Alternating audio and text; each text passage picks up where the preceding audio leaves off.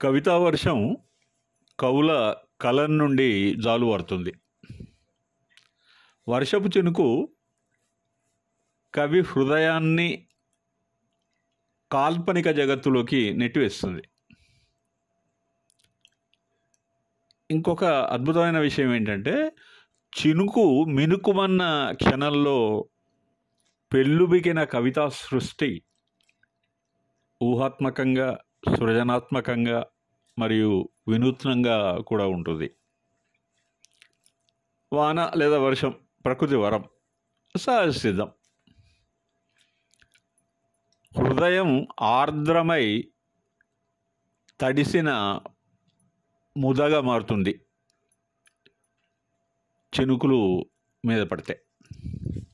వర్షపు తుంపర ముసురుగా మారుతుంది. తుంపర చినుకుగా మారి జల్లులుగా కురుస్తుంది. చినుకు కవి పుంగవుల భావుకతను ప్రేరేపిస్తుంది. చినుకుకు సరి అయిన అర్థం ఆకారంలో పెద్దదైన నీటి బొట్టు లేదా వాన బొట్టు. వీటితో పాటు రక్తపు బొట్టు, తేనె బొట్టులు కూడా ఉన్నాయండోయ్. మానవుని ఆహారం సముపార్జన తర్వాత ఆయనకు అందం కావాలి. అందానికే సౌందర్యాన్ని ఇచ్చేది ఆభరణం. రత్నం, ముత్యం, వజ్రం, ఈ మూడు భారతదేశంలోని మహిళలు అత్యధికంగా ప్రేమించే సౌందర్య సాధనాలు. ఒక మాటలో చెప్పాలంటే వజ్రం ఒట్టి కార్బన్, బొగ్గు. అఫ్కోర్స్ అది ఒక ప్రత్యేక రూపం. మరి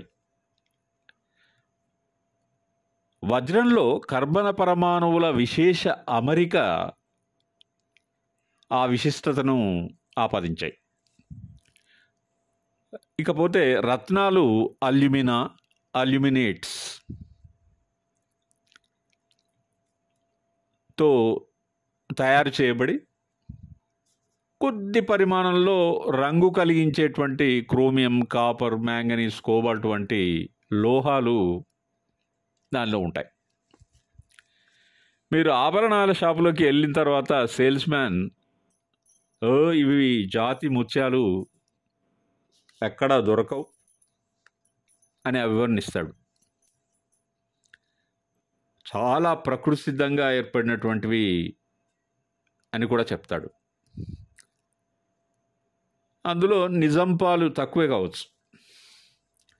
సహజ సిద్ధంగా ఏర్పడే ముత్యాలు స్వాతి కార్తెలో వాన చిరుకులు ఆలిచిప్పలో కురిసినప్పుడు ఏర్పడతాయి. మొలస్కా జాతికి చెందిన ఒక జీవి యొక్క షెల్లో ఏదైనా ఫారెన్ బాడీ అంటే ఇసుక రేణు లాంటివి ఏదైనా పడ్డప్పుడు దాని చుట్టూ ఆ జీవి ఒక ద్రవాన్ని స్రవించి అది గట్టిపడేలా చేస్తుంది. 6 నెలల నుండి ఒక 3-4 సంవత్సరాల కాలంలో ఒక ముత్యం తయారవుతుంది. ఇంకా చాలా ఆశ్చర్యకరమైన విషయం ఏంటంటే, ముత్యం రసాయనికంగా కాల్షియం కార్బోనేట్ అంటే సున్నప్రాయి. అంటే స్వాతి చినుకు యొక్క మహత్యం ఈ ముత్యానికి ఆ రూపాన్ని తీసుకొచ్చింది.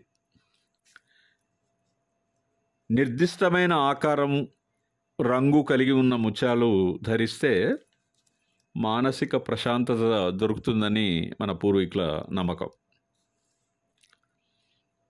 ఎన్టీఆర్ నటించిన కథానాయకుడు చిత్రంలో ఒక పాట ఉంది జెమ్స్ మీద. జెమ్స్ అంటే ఇవే ముత్యం, రత్నం, వజ్రం. ముత్యాల జల్లు కురిసే రతనాల మెరుపు మెరిసే, ముత్యాల జల్లు కురిసే, రతనాల మెరుపు మెరిసే, మనసు వయసు పరుగులు తీసే అమ్మమ్మ అని సాగుతుంది ఆ పాట.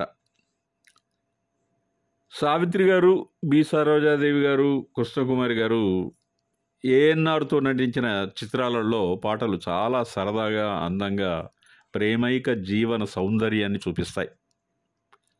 మొదట జగపతి పిక్చర్స్ వారు సినిమా టైటిల్స్ను ఆ అనే అక్షరంతో ప్రారంభించేవాళ్ళు.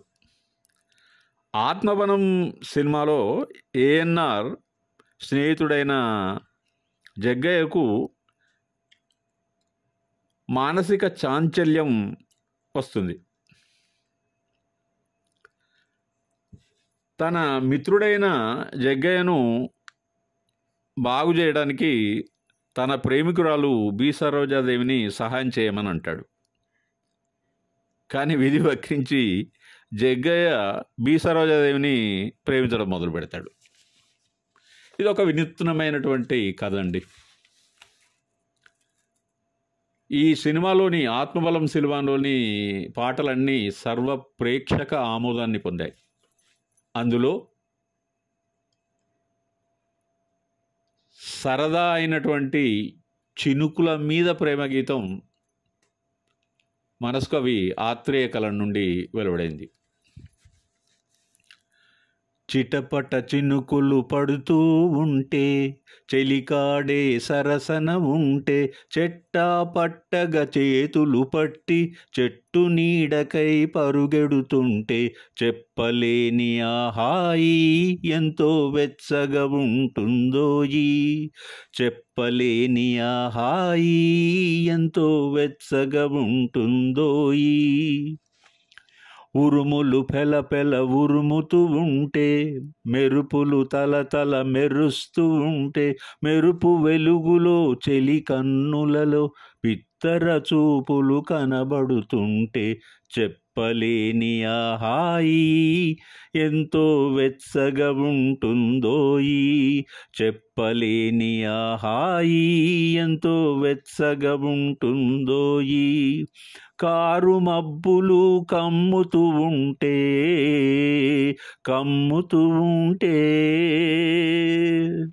ఓ కళ్ళకు ఎవరు కనబడకుంటే, కారు మబ్బులు కమ్ముతూ ఉంటే, ఓ కళ్ళకు ఎవరు కనబడకుంటే, జగతిని ఉన్నది మనమిద్దరమే అనుకొని హత్తుకుపోతుంటే, జగతిని ఉన్నది మనమిద్దరమే అనుకొని హత్తుకుపోతుంటే, చెప్పలేని ఆ హాయి ఎంతో వెచ్చగా ఉంటుందోయి, చెప్పలేని ఆ హాయి ఎంతో వెచ్చగా ఉంటుందోయి.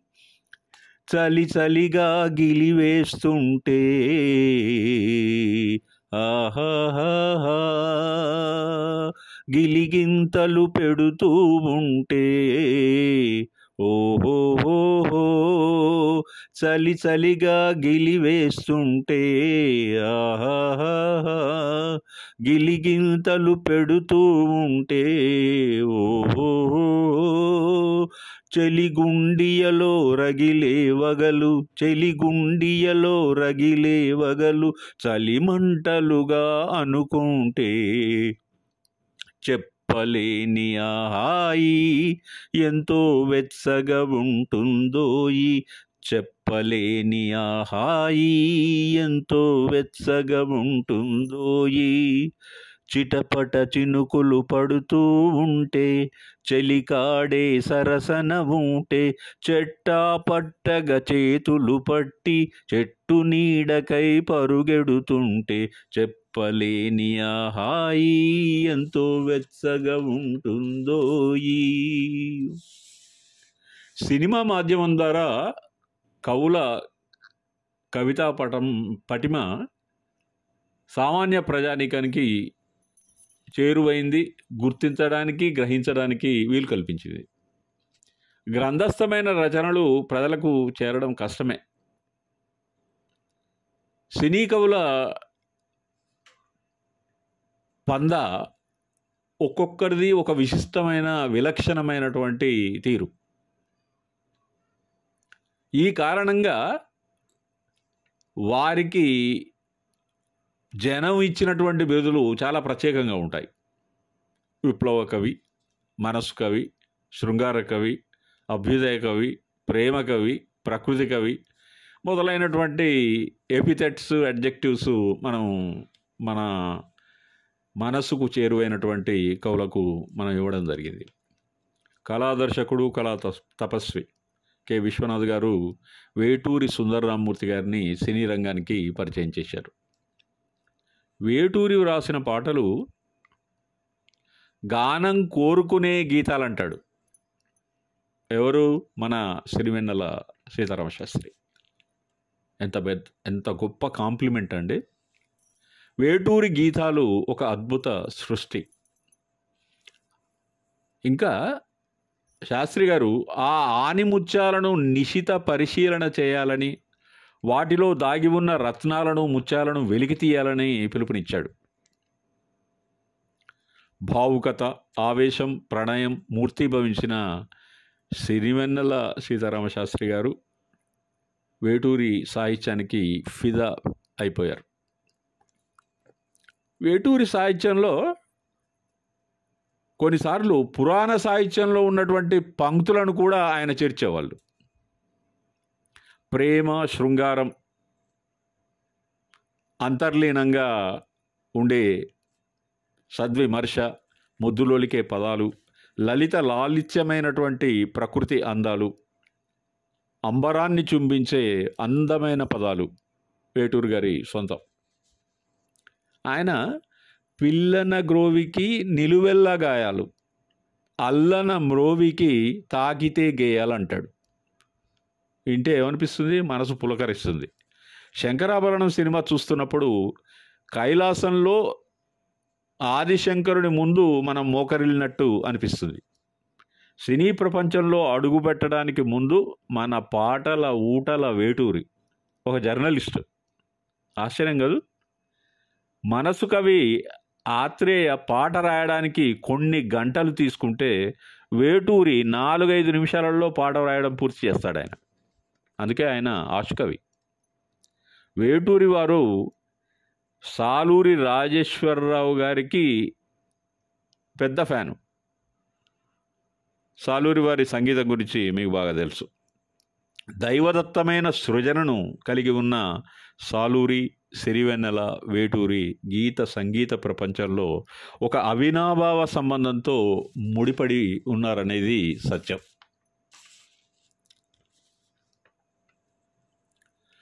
వేటూరి కవితా శైలి, పదాల ఎంపికకు ఒక మచ్చు తునకగా 4 స్తంభాలాట చిత్రంలో బాలుగారు, సుశీలమ్మ పాడినటువంటి ఒక అర్థవంతమైన, అందమైన పాట. దీనికి రాజన్ నాగేంద్ర గారు సాహిత్యాన్ని అందించారు. చినుకులారాలి నదులుగా సాగి వరదలైపోయి కడలిగా పొంగు నీ ప్రేమ నా ప్రేమ నీ పేరే నా ప్రేమ నదివి నీవు కడలి నేను మరచిపోబోకుమా మమత నీవే సుమా చినుకులారాలి నదులుగా సాగి వరదలైపోయి కడలిగా పొంగు నీ ప్రేమ నా ప్రేమ నీ పేరే నా ప్రేమ ఆకులు రాలే వేసవి గాలి నా ప్రేమ నిట్టూర్పులే కుంకుమ పూసే వేకువ నీవై తేవాలి ఓదార్పులే ప్రేమలు కోరే జన్మలలోనే నీ వేచి ఉంటానులే జన్మలు తాకే ప్రేమను నేనై నీ వెల్లువవుతానులే ఆ చల్లనే చాలులే హిమములారాలి సుమములై పూచి ఋతువులై నవ్వి మధువులై పొంగి నీ ప్రేమ నా ప్రేమ నీ పేరే నా ప్రేమ శిశిరమైనా శిథిలమైనా విడిచిపోబోకుమా విరహమైపోకుమా తొలకరి కోసం తొడిమను నేనై అల్లాడుతున్నానులే పులకరమూగే పువ్వుల కోసం వేసారుతున్నానులే నింగికి నేల అంటిసలాడే ఆ పొద్దు రావాలిలే నిన్నలు నీడై రేపటి నీడై నా ముద్దు తీరాలిలే ఆ తీరాలు చేరాలిలే మౌనమై మెరిసి గానమై పిలిచి కలలతో అలిసి గగనమై ఎగసి నీ ప్రేమ నా ప్రేమ తారాడే మన ప్రేమ భువనమైనా గగనమైనా ప్రేమమయమే సుమా